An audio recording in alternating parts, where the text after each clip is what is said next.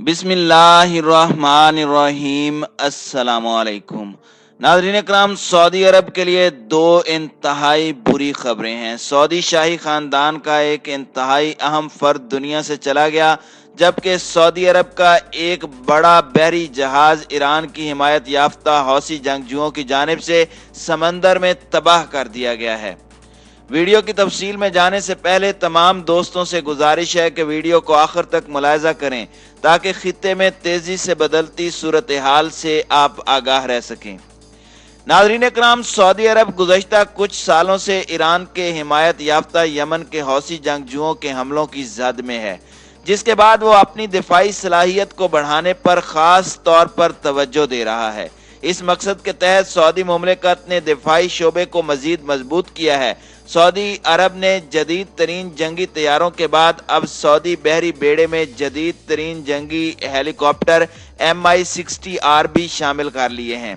Helicopters छुपे हुए आदाफ को ढूंढकर निशाना बनाने की सलाहियत रखते हैं। सऊदी अरब की जानिब से तेल के बदले हथियार लेने का सिलसिला अरसा दराज से जारी है, लेकिन सवाल ये पैदा होता है कि आखिर ये जदीद तरीन टेक्नोलॉजी हौसियों के हमलों को क्यों नहीं रोक पा रही। इसका सादा सा जवाब ये है कि तोप मैटर नहीं करती, तोप के पीछे बैठा हुआ तोपची मैटर करता है। सऊदी अरब ने 2015 से इस्लामी इत्तेहाद की अफवाज के साथ मिलकर यमन में जुल्म के पहाड़ तोड़े हुए हैं और एक एक दिन में वहां पर 100 फिजाई हमले किए गए हैं, लेकिन इसके बावजूद यमन के हौसियों की जानिब से सऊदी इत्तेहाद को मुंह तोड़ जवाब दिया जा रहा है और आज भी इसका एक मुजाहरा देखने में आया है, और वो ये है कि सऊदी अरब की समंदरी हुदूद में एक बहरी जहाज को हौसी जंगजुओं की जानिब से बिछाई गई बारूदी सुरंगों से तबाह कर दिया गया है, जिसके नतीजे में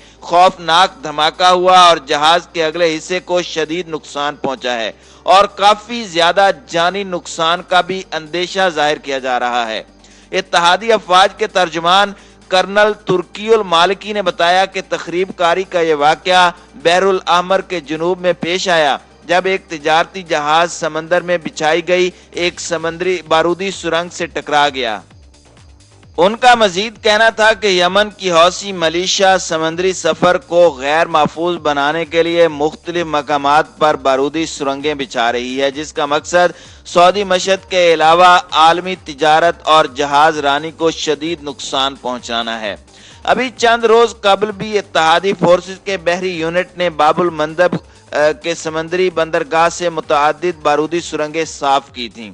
वाज़ेह रहे कि चंद रोज कबल भी जद्दा की बंदरगाह के करीब मौजूद एक ऑयल टैंकर को तखरीब कारी का निशाना बनाने की कोशिश की गई थी, जिसके नतीजे में ऑयल टैंकर में आग भड़क उठी और बड़े पैमाने पर तिजारती सामान को नुकसान हुआ। उस मुबैना हमले की जिम्मेदारी किसी ने कबूल नहीं की, ताहम सऊदी अरब में गुज़श्ता कुछ अरसे से ऑयल तंसीबात पर होने वाले हमलों के पेश नज़र उन हमलों को हौसी मलीशियाओं की कार्रवाई करार दिया गया था और ऑयल टैंकर सिंगापुर की एक शिपिंग कंपनी की मलकियत था, जिसके मालिक का कहना था कि उसके ऑयल टैंकर को जद्दा के साहिल के किनारे हमले का निशाना बनाया गया। BW रायन नामी इस ऑयल टैंकर के मालिक का कहना था कि उसके ऑयल टैंकर पर बैरूनी तौर पर हमला हुआ, जिसके बाद ऑयल टैंकर में जोरदार धमाका हुआ और आग भड़क उठी। उस ऑयल टैंकर में 22 अफराद सवार थे जो उस हमले में मौजूदाना तौर पर महफूज रहे, क्योंकि साहिल समंदर से फायर ब्रिगेड की जानिब से हंगामी तौर पर कार्रवाई करते हुए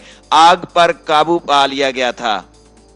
नाज़रीन इकराम, जद्दा की बंदरगाह सऊदी ऑयल कंपनी अरामको की जानिब से तेल की दुनिया भर को दरामद के लिए एक अहम साहिली मकाम ख्याल किया जाता है।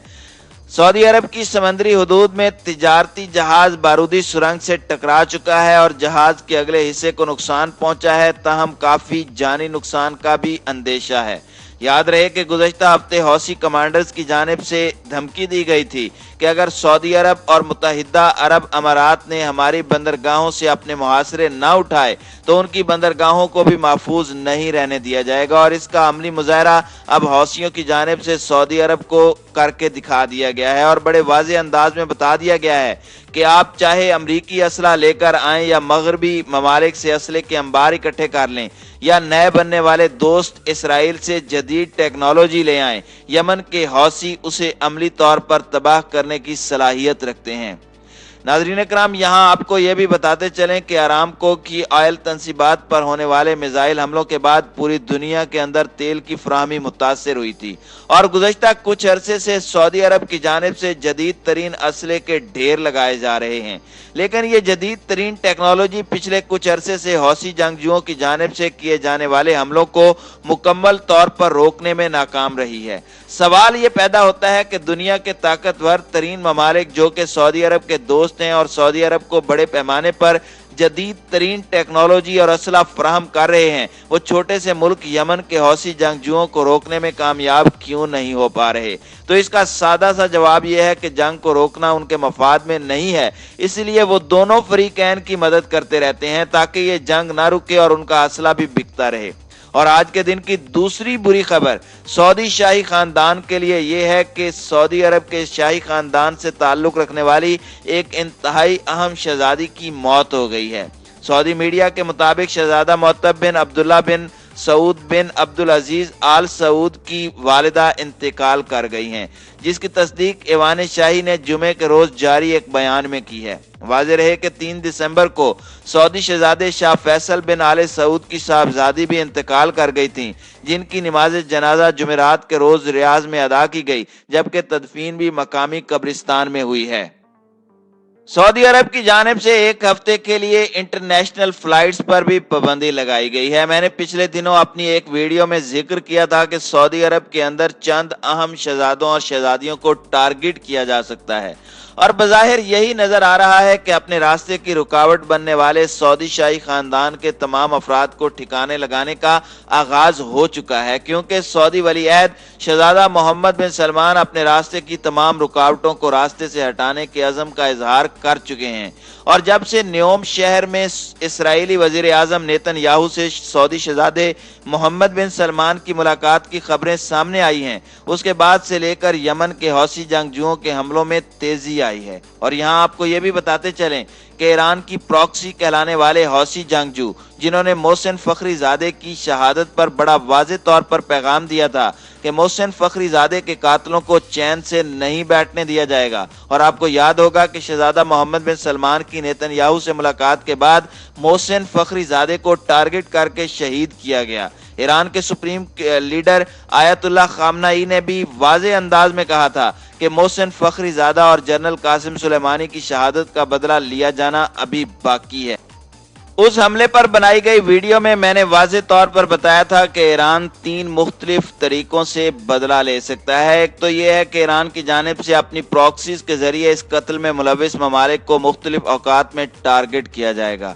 दूसरी सूरत यह है कि ईरान की जानिब से एटम बम का कामयाब तजर्बा करके अमेरिका और इसराइल को जवाब दिया जाएगा कि उन्होंने मोहसिन फखरीजादे के कत्ल का बदला ले लिया है। और तीसरी बात यह कि वो खामोश रहेगा। ईरान अभी बज़ाहिर खामोश है और 20 जनवरी तक खामोश ही रहेगा, लेकिन अपनी प्रॉक्सीज को इस अंदाज में उन्होंने मुतहर्रिक किया है कि ना अमेरिका, ना इसराइल, ना अरब अमारात और ना ही सऊदी अरब को चैन से बैठने दे रहा है। आने वाले दिनों में इन प्रॉक्सीज की जानिब से मजीद हमले देखने में सामने आ सकते हैं। अमेरिकी सदर डोनाल्ड ट्रंप की जानिब से भी वाज़ेह तौर पर कहा गया है कि अमेरिकी अफवाज पर होने वाले किसी भी हमले को ईरान की तरफ से अमेरिका पर वाज़ेह हमला तस्वुर किया जाएगा और उसके बाद ईरान को तारीख साज सबक सिखाया जाएगा। यानी अमेरिका इस वक्त जवाब ढूंढ रहा है कि किसी तरीके से वो बहाने के साथ ईरान की जौहरी तंसीबात को निशाना बनाए, लेकिन ईरान की जानिब से भी तैयारियां पक्की कर ली गई हैं। खित्ते के अंदर जंग के बादल मंडला रहे हैं।